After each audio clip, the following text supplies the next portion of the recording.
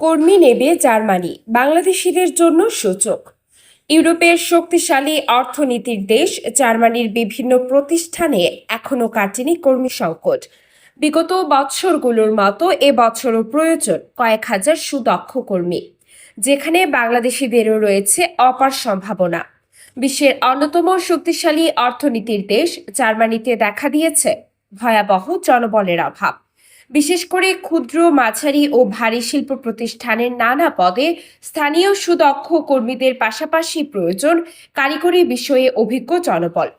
এমন পরিস্থিতিতে দেশটির শিল্প কারখানায় মেড ইন জার্মানির মান ও উৎপাদন ক্ষমতা ধরে রাখতে দেশটির প্রতিষ্ঠানগুলোকে বিদেশি জনবল নিয়োগের দিকে মনোযোগ দেওয়ার আহ্বান জার্মান চ্যান্সেলর ওলাফ শলৎসের।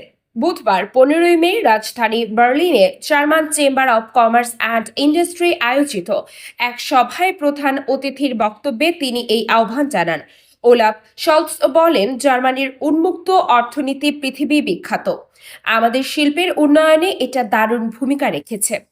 একই সাথে সারা বিশ্বের শ্রম ও দক্ষ শ্রমিকের বাজার হিসেবেও আমাদের দেশ বেশ আকর্ষণীয়।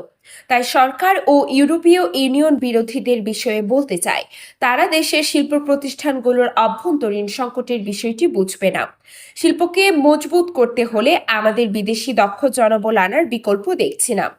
এ সময় বিদেশি কর্মীদের জন্য জার্মান প্রতিষ্ঠানগুলোকে নিয়োগ প্রক্রিয়া আরও দ্রুত ও সহজ করার পাশাপাশি কর্মীদের আবাসন সুবিধা নিশ্চিত করা সহ সকল বিষয়ে দেশের ডিজিটাল পদ্ধতি অনুসরণের আহ্বান জানান। জার্মান চ্যান্সেলরের এমন আহ্বানে বাংলাদেশের দক্ষ কর্মীদের নতুন কাজের সম্ভাবনা দেখছেন অভিবাসন বিশেষজ্ঞরা। তবে সেক্ষেত্রে সবার আগে জার্মান ভাষা শিক্ষা ও দালালদের খপ্পরে না পড়ে সঠিক নিয়মে জার্মান সরকারের নিয়ম অনুসরণের পরামর্শ দিয়েছেন তারা।